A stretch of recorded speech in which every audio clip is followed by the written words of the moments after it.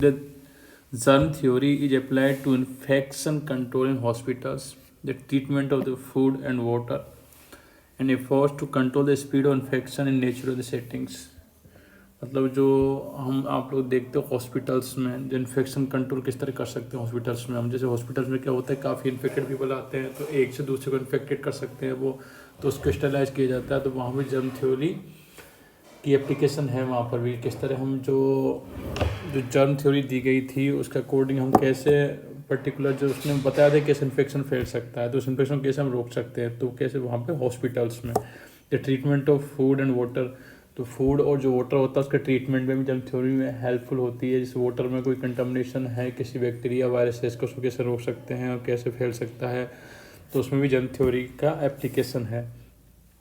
If was to control the spread of infection in natural settings, और जो कोई भी नेचुरली अगर इन्फेक्शन हो रहा है पर्टिकुलर माइक्रो ऑर्गेनिज्म उसको भी उस पर भी उसमें भी इसकी एप्लीकेशन है किसकी, जर्म थ्योरी की। एग्जाम्पल लेते हैं the various vaccination disease prevention programmes. देखो अब स्प्रेड है पर्टिकुलर डिजीज़ का, जर्म थ्योरी में बताया कि क्यों पर्टिकुलर डिजीज होती है, रीजन उसका बताया क्यों होती है, किस कारण होती है, तो जो माइक्रो ऑर्गेनिज्म का पता चलता है ना, तो उसके अनुसार ही वैक्सीन बनाया जाता है और उसका वैक्सीनेशन किया जाता है। जिससे वैक्सीनेशन से होता है क्या है, बेसिकली जो टीकाकरण होता है, टीका लगता है, उनसे होता क्या है, उनसे ये होता है कि जो पर्टिकुलर डिजीज है उसका स्प्रेड जो होता है उसका फैलना होता है वो कम हो जाता है। दूसरा देखते हैं, even in the present the research continues to identify the microbes responsible for the disease to rapidly and accurately detect their presence.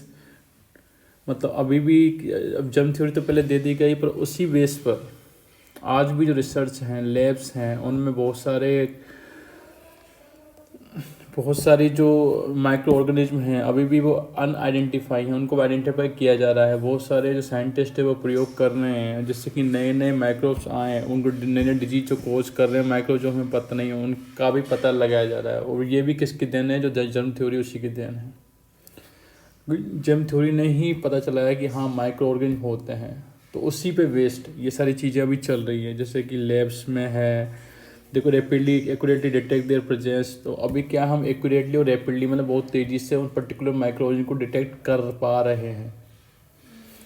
And to devise strategy that will minimise the completely prevent the particular disease. और जब हम उसको identify कर लेंगे उसके बाद ही तो हम उसको प्रिवेंट कर पाएंगे कि पर्टिकुलर ऑर्गेनिज्म पर्टिकुलर डिजीज हो रही है, तो उसके बाद ही हम पर्टिकुलर डिजीज के अगेंस्ट कोई एक्शन ले पाएंगे।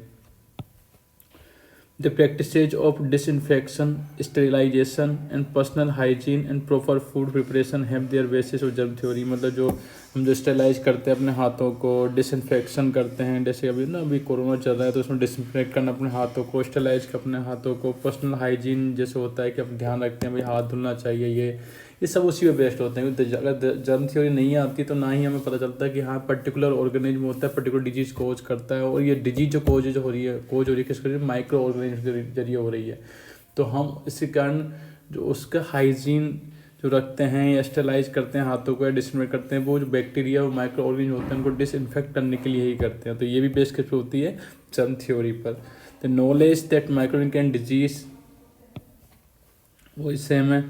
Knowledge that many diseases can caused by the microorganism, that the microbes can be spread from person to person and from an inanimate surface to the person is part the development of technique to minimize the prevent control। तो अभी क्या होता है कि हम ये भी मालूम चला है इससे कि भाई जो माइक्रो ऑर्गेनिज्म होते हैं वो पर्सन टू पर्सन इन्फेक्ट करते हैं, मतलब एक पर्सन से दूसरे पर्सन को इन्फेक्शन होता है, जैसे कि आजकल कोरोना का हो रहा है। इवन द नॉन लिविंग जो इनएनिमेट है ना, इनएनिमेट सरफेस होती है, मीन्स कि कोई भी सरफेस जो एनिमेट ना हो मीन्स लिविंग नहीं हो, उससे भी तो डिजीज कोज होती है। जैसे कि कोरोना का केस ले लेते हैं, कोरोना में जैसे कहीं लग जाते हैं, जैसे कि कहीं से भी कोई किसी ने कोरोना पेशेंट ने अगर कोरोना भी जो कोरोना का भी जो स्प्रेड हो रहा है वो भी तो जो नॉन एनिमेट मतलब क्या होता है, इन एनिमेट जो होती है सरफेस होता है, कोई भी टेबल हुआ कुछ भी हुआ डोर हुआ दरवाजे वगैरह हुआ, वहाँ से इसका इन्फेक्शन स्प्रेड हो रहा है ना। तो इन सब का जो पता चला है अभी और इन सब का जानकारी हम ले पा रहे हैं, उसके पीछे क्या है, जर्म थ्योरी का बहुत बड़ा हाथ है ना। The techniques of modern day molecular biology have an important place in germ theory, detection and identification of microorganisms